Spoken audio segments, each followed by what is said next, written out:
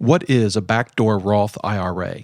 And can anyone, regardless of income, really contribute to a Roth? And why is our retirement system so messed up? We'll try to answer these questions and more on this, the 40th episode of the DoughRoller podcast. Welcome to the DoughRoller podcast, where the best thing money can buy is financial freedom. We help you make more, spend less, and invest the rest. And now your host, Rob Berger. Whether you're just starting out, buried under a mountain of debt, or well on your way to financial freedom, this is the podcast to help you take your finances to the next level. Hey, everybody. This is podcast number 40. It's kind of hard to believe. I guess with the 31-day money challenge, I kind of burned through a number of episodes, and in just a couple of months have now reached podcast number 40. That's kind of hard to believe. And today we're going to tackle actually an issue that was suggested to me by a reader, a listener of the 31-Day Money Challenge. I'd been talking about the different kinds of retirement accounts, and there are many of them. And he mentioned the Backdoor Roth IRA, which I was familiar with, but frankly hadn't really focused on in my own finances. And he got me to focus on it. I thought, holy goodness, this is something I should have been doing. And I haven't been, and I kind of regret that, but we'll talk a bit about that. You know, in putting this podcast together and the show notes that go with it, and then I've also written an article for U.S. News earlier this week that's published, and I'll leave a link to that in this week's newsletter that goes out every Saturday. So if you haven't signed up for the newsletter, you can do that at DoughRoller.net/newsletter. Pretty simple, just takes a minute. But I started to look at the different kinds of retirement accounts, and it's just a complete mess.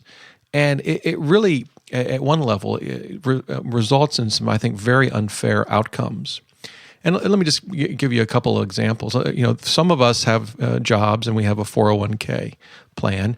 And, you know, if we do, not every plan is identical, right? There are some that the employers offer matching contributions and some that don't, and there can be other differences too. But, you know, the basic standard 401k plan that most of us are familiar with allows you to put aside a certain amount of money pre-tax. And for 2014, the limit is $17,500. There's also a catch-up provision. You can contribute more if you're 50 or older, but $17,500.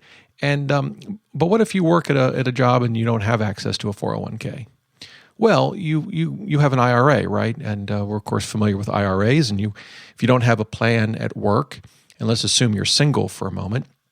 If you're married, unfortunately things get more complicated. But we'll assume you're single. You don't have a plan at a 401k at work. Oh, that's no problem, right? You just open up an IRA, and your contribution limit you'd think would be $17,500. I mean, why penalize someone just because they don't have a 401k at work? Of course, you know that's not the limit. It's $5,500. So if you just happen to work somewhere that doesn't offer a 401k, you don't have the chance and the opportunity to set aside as much money as someone that does. And of course, for those that do have a 401k but they don't have matching from their employer, then they can't contribute as much as someone who does have matching. You know, that's another difference. And of course, I suppose you could say, well, that's up to each employer. Of course it is. But why not allow someone who doesn't have the matching to just contribute more? There's got to be some limit, right? Why do we have to allow those with matching to, in total, contribute more than those that don't have matching? And then it gets even more complicated, you know, if you're married, and whether or not you can deduct your IRA contributions depends on your filing status and whether you and your spouse have plans at work and how much you make. And the long and short of it is that if, depending on, you could maybe not have, you could be a stay-at-home parent, but be disqualified from making a deductible contributions to an IRA that are deductible because of your spouse's income and his or her situation at work in terms of a retirement plan. And why should that be? And it may sound like I'm complaining a bit. I guess I am. It's ridiculous. And by the way, if you're self-employed, you have all kinds of retirement options that the rest of the folks don't have. I mean, I learned that from running this blog and generating income from it and other websites that I own. You know, if you can open up a SEP IRA or an individual 401k, and in 2014 the contribution limit is $52,000. Well, why is that? Why should those people that are self-employed be able to contribute so much more money than everybody else? It just doesn't make any sense. And by the way, we haven't even talked about defined benefit plans, something that I think most people aren't even familiar with. But if you're self-employed, and these don't work for everyone, but you can open up a defined benefit plan, and you can put aside 6 figures a year. Again, that's not for everybody. It's usually for those that are 50 or older, and the plans get somewhat complicated. I'm going to do a couple articles on them because I think they're important. They're kind of interesting, and I know they'll help some people. But it's as if, we've just sort of pieced this retirement system together in just a bizarre way. And I bring all that, I mention all of that because it's true with this Backdoor Roth too. It's kind of a crazy rule. It's almost sounds like it's Backdoor Roth, like it's some secret thing and it's not really permitted. It's totally legitimate, and it's something that began. I believe it was in 2010 that became permitted, and it's just another odd quirk in our retirement system. Just add it to a long list of absurdities. And but I guess our job, right, is to understand these absurdities, try to understand the rules as best we can, and use them to our advantage, whatever our situation may be. And that's what I'm going to try to help you do today as it relates to Backdoor Roth. So let's get started, and let's just make sure we're all on the same page here. So we know that a traditional IRA, you make contributions up to $5,500. If you're under 50, you can add another $1,000 to that if you're over 50 or over. And again, depending on your situation at work or your spouse's situation at work, those contributions may be deductible. You may be able to fund your IRA with pre-tax dollars. Now, with a Roth, it's quite different. You do not fund a Roth IRA with pre-tax dollars. You're contributing after-tax dollars. After you've paid Uncle Sam and your state income tax, you then, with the money you have left over, fund the Roth IRA, right? So what's the advantage? Well, the advantage is that your money grows tax-free. As long as it's in there for the right period of time, and you assuming you start to withdraw money in retirement, all of your invested money grows tax-free. So there's absolutely no taxes to be paid, assuming that the withdrawals follow all the rules. And there's also no required minimum distribution, like a 401k or a deductible IRA would have. So you can keep your money in a Roth IRA longer if you want to. And so for some people, depending on your tax situation, a Roth IRA may be a great option. And in fact, I've got articles on DoughRoller that kind of walk through that, and I'll include those in the show notes. Again, DoughRoller.net/podcast 40. But there's a hiccup in all of this, and that is your income can disqualify you from opening and funding a Roth IRA. So the Roth IRA was designed not for high net worth or high income individuals, and so there's a limit, and the limit changes every year, as many of the IRS limits do. And again, I'll leave a link in the show notes to an article that we published not long ago that kind of runs through a number of the IRA contribution and income limits for 2014. I'm looking at it now. And again, your limit will depend on whether you're single or head of household versus married filing jointly, or perhaps qualified widow or widower. And then there's also a separate category if you're married filing separately. But basically, for a Roth IRA, if you're single, your ability to contribute starts to phase out at $114,000, and you can't contribute at all at $129,000. And if you're married and you're filing jointly, the numbers are higher, $181,000, and then it's completely phased out at $191,000. Again, those numbers change.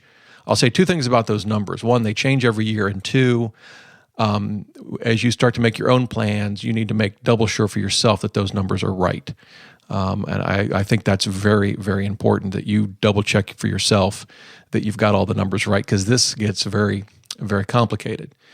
So then the question becomes, okay, well, what if you can't qualify to open up a Roth IRA? Let's assume you've maxed out your 401k at work. Let's assume you can't deduct IRA contributions because you've got a plan at work, and perhaps your income disqualifies you from deducting your regular IRA contributions. And so what do you have left? Well, most people, what you do is you just invest in a taxable account, right? Certainly that's what we do. In fact, just as a quick aside, I'm a part of what's called Grow Your Dough. I think that's the name of it, a Grow Your Dough. It's a little competition among some personal finance bloggers. Jeff Rose over at Good Financial Sense started all of this, and there's a number of us that are participating, and we're each investing $1,000. I'm investing mine at a brokerage called Options Express that I like.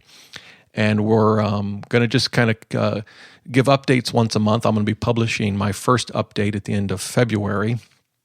I've already picked my stocks. I've already invested my $1,000. And I'll be telling you what I invested in and why. And we're just going to have a little friendly competition. But that's a perfect example of investing in a taxable account. We've maxed out our 401k at work. My IRA, if I were to open an IRA, which I could, and fund it, it would not be deductible for us. So I have taxable accounts, right? Well, wouldn't it be great if you could at least set aside up to the limits permitted money in a Roth IRA, right? Because then it would grow. It's after tax, but as we've mentioned, it would grow tax-free.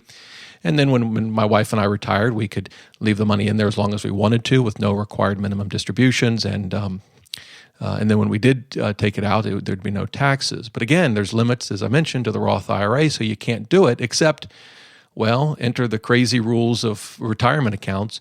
You can do it. And that's what's called a backdoor Roth IRA. So how does it work? Well, you open up a regular IRA, right? We're going to assume your income prohibits you from opening up a Roth IRA. So you just open up a regular IRA and you fund it. You say you put in $5,500 this year or a little more if you're 50 or older. And then you simply convert it to a Roth IRA. And now let's just stop there. You open up a traditional IRA, you fund it, and then you convert it over to a Roth IRA. Now, I know what you're thinking. This is what I'm thinking. Wait a minute. The IRS isn't that silly. They're not that foolish. They know if you can't open up a Roth IRA, then why in the world could you open up a traditional IRA and convert it to a Roth IRA? That doesn't make any sense. Well, we just add it to the long list of things that don't make any sense when it comes to our retirement system. You can open up a traditional IRA and regardless of your income, convert it to a Roth IRA. It was a new rule that was implemented in 2010, so I could have actually been doing this for a while, and I kind of kicked myself that I haven't been. I'm going to start for the 2013 tax year, since I can do that up until we file our taxes, and then continue thereafter. And you say, well, why are they allowing that to happen? Well, this is my own theory. If any part of the conversion is taxable, so for example, imagine you have $5,500 in your IRA, you don't convert it right away, and it does well in the stock market, and you earn some money, and you end up converting the whole thing, but some of the money is gains on your investments. Well, that would be taxable, and you would have to pay taxes on that amount, on your gains, when you did the Roth IRA conversion, which would mean more money going to the government. And that was the motivation behind this rule. It does trigger some taxes. It can. And I think that was the motivation. But regardless of why they did it, it's allowed. And I think it's a great opportunity for folks that don't otherwise qualify to contribute to a Roth IRA. It's a great way to take some of your what would otherwise be taxable investments and through the magic of this backdoor Roth IRA, get them into an account that will grow tax-free. Now, there are some things to keep in mind. I mean, once you stick this money in an IRA, there are now rules that govern when you can withdraw it, and penalties if you don't follow those rules. It's not the same as having a taxable account that you could access whenever you want to. So this would not be great for money that you need now, obviously. But if you are saving for retirement in taxable accounts, this can be a great way to put aside at least some amount of money in what would ultimately be converted into a Roth IRA. Now, that's the good news. Like everything else with our tax system, though, there are some complications. What are they? Well, the complications here come into play when you have other pre-tax IRAs. So, for example, let's imagine you have, from an old job, you rolled over a 401k into a rollover IRA, and it's pre-tax. Let's just assume you've got $100,000 in your rollover IRA. and you listen to this podcast, you do your own research, you decide that a backdoor Roth IRA is right for you, and so you contribute $5,000 into a traditional IRA, and you're ready to convert it. Well, that's when things get a little complicated, because what the IRS says is, look, you have to look at all of your IRA accounts together. And you can't just say, well, I want to convert this new IRA that I opened up with $5,000 in it. I want to convert just that money, and please, IRS, ignore the $100,000 that I have in this rollover IRA on a pre-tax basis. The IRS will say, no. We're going to sort of combine everything together, at least for tax purposes, and do sort of a pro rata conversion. So we'll take your $100,000, we'll add in your $5,000 to your new IRA, and we'll do a pro rata for tax purposes. And what that would mean is a big chunk of your conversion would end up being taxable, even if the actual IRA that you converted was the one with $5,000. The IRS looks at all of your IRAs together for tax purposes. And there's actually a formula that is used to make this calculation. I won't go into it for this podcast, but it is in the show notes. So you'll see it there. And I have to give a shout out to the Bogleheads. The Bogleheads are named after the founder of Vanguard, Mr. Bogle. And if you've not heard of them, just Google Bogleheads, Bogleheads. Great website for investing, but I have to give them a shout out for that formula, and we've linked to them and their information in the show notes. It's a great resource. The other thing I would say, if you're considering this, is talk to the place where you have your IRA. Mine are at Vanguard, so they have a whole retirement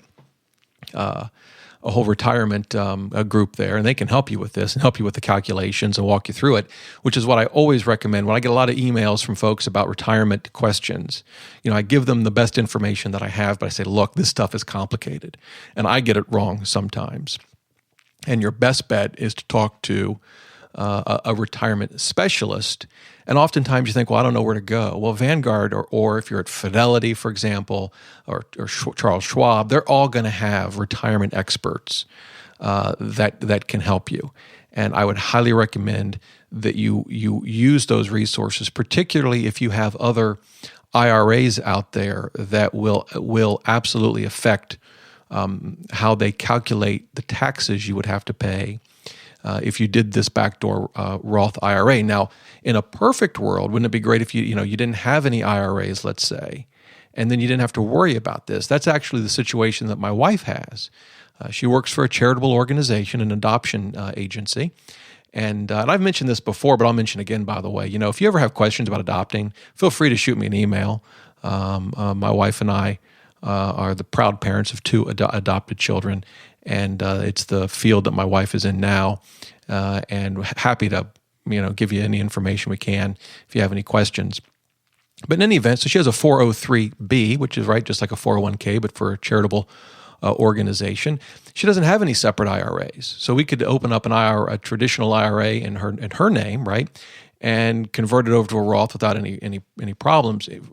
I'm the problem child here. My situation is much more complicated because I have a rollover IRA, and I also have a SEP IRA from my business, and both of those would get factored in to any conversion I wanted to do of a new IRA that I might open with after-tax dollars for purposes of this conversion. And so a couple of things I've learned as I've talked to folks about doing this. Number one is not all IRAs are factored into this sort of pro rata calculation that you have to perform. For example, I have a small inherited IRA.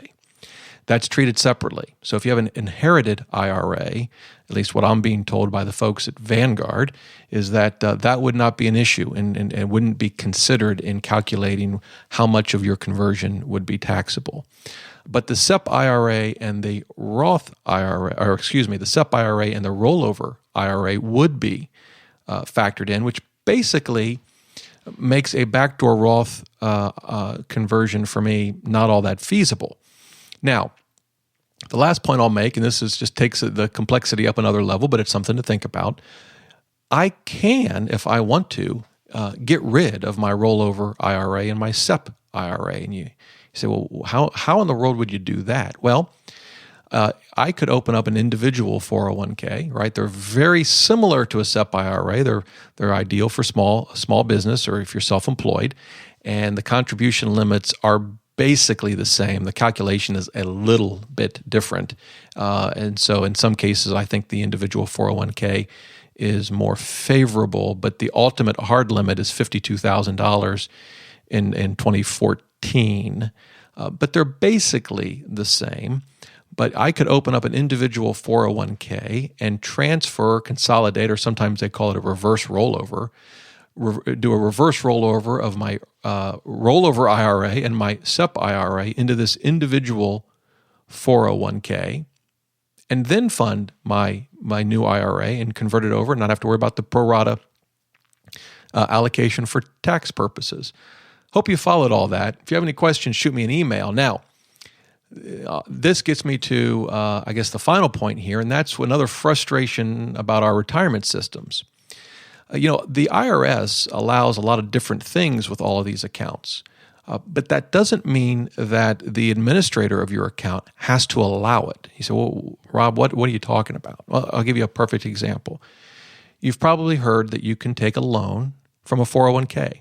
It's true, the IRS permits it, and there's certain rules and limits, and of course there's consequences if you leave your job and you have an outstanding loan, and it gets somewhat complicated depending on the circumstances, but it's allowed. However, that doesn't mean that your 401k plan has to permit it. They're not required to allow you to take a loan out of your 401k. So just because it's permitted by the IRS doesn't mean it's available to you and your plan. Another example would be a Roth 401k. It's a permitted account now, but that doesn't mean your employer has to offer it. They don't. And so we have to kind of look at what's permitted on the one hand and what your specific 401k or IRA allows. And you say, okay, well, that's great, got that, but what in the world's that got to do with this whole backdoor Roth IRA and setting up an individual 401k? Well, here it is.